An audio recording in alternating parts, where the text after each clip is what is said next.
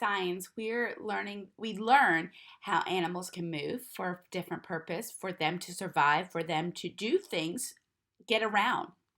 And then we also learn that animals have different body parts for them to eat, for them to move, honestly, too.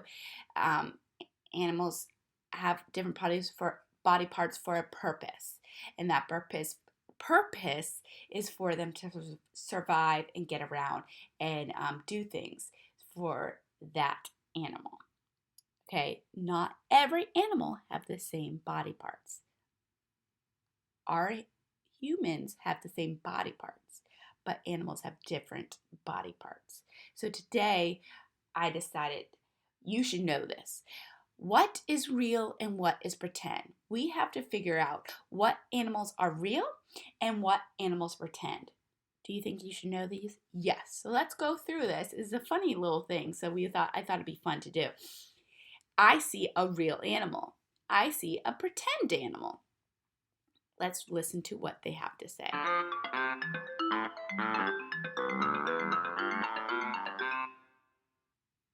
Welcome to the lesson, What is Real?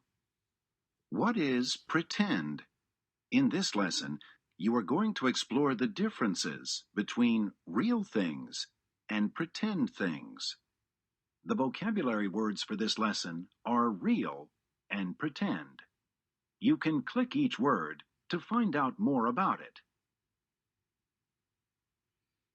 Real is something like a nonfiction book we learn from. It's a real photographs. Somebody took it, went out in the wild, took those. Pretend is an animal that you drew, mostly in books. It could be in fiction stories. It also could be in cartoons. Those are pretend, not real. Bears are real, so this animal is real, but it's not a real picture, photograph of an animal. Some things are real. Other things are pretend. Okay. Look at the two bees in these pictures. One is a photograph of a real bee. The other is a drawing of a pretend bee. You can see that the real bee is about to land on the beautiful flower. This is where bees get the food they need. The pretend bee looks like it's been shopping for groceries. We know it's pretend because bees don't really buy their food in a store. Right? I think that'd be a fun show to watch, watching a bee go into a store. But we all know they get it from get food from flowers.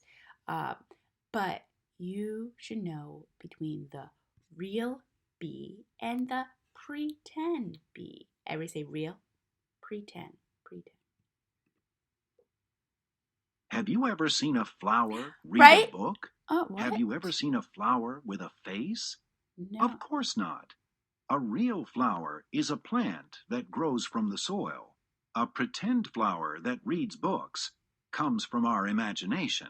It is fun to use our imaginations to write stories and have a smiley sunflower, but we know that this is a real flower. This is a fake, pretend flower, and reading a book. It's fun to say that, but we should know the difference, and you guys know the difference. Let's see whether you can tell the difference between real things and pretend things. Do you think we can do this? Sort the round pictures into the correct boxes. The box on the top is for real things. The box on the bottom is for pretend things. Let's read it. Things that are real, things that are pretend. Now, Henry, what is this? Real or pretend? Great job. It's pretend. Saren, is this real or pretend? Yeah, it's a real beautiful flower. Ellie, is this real or pretend turtle? Yes, very good. We're doing good at this. Now, Jace, is this a real bumblebee or a pretend bumblebee went to the store? He's like, come on, Miss Peppy. This is pretend. All right. You could see they're cartoons, they're drawings of something. Bailey, how about this one? This bee. Yes. Very good. Real. Let's see if Leona. How about this ladybug? Yeah, it is a cool little picture of a ladybug. It is real. Oh, look at this bobcat kitten. Let's see, Evie. How about this bobcat kitten? Very good. It is, oops, it is real. How about this cute little drawing insect? Oh, this, all real animals. What, draw? What did you say, Kiki? Yeah, it is pretend. Very Great work! good. The photographs are of real plants and animals that live in the wild. The drawings are of things that aren't real. They are pretend. We can pretend that a flower can read, that a bee can shop, or that a grasshopper can use a crayon. But these are just pretend and aren't real. Can you think of a story that might go with these pretend drawings? Ooh, you can think of a story. That is so cool.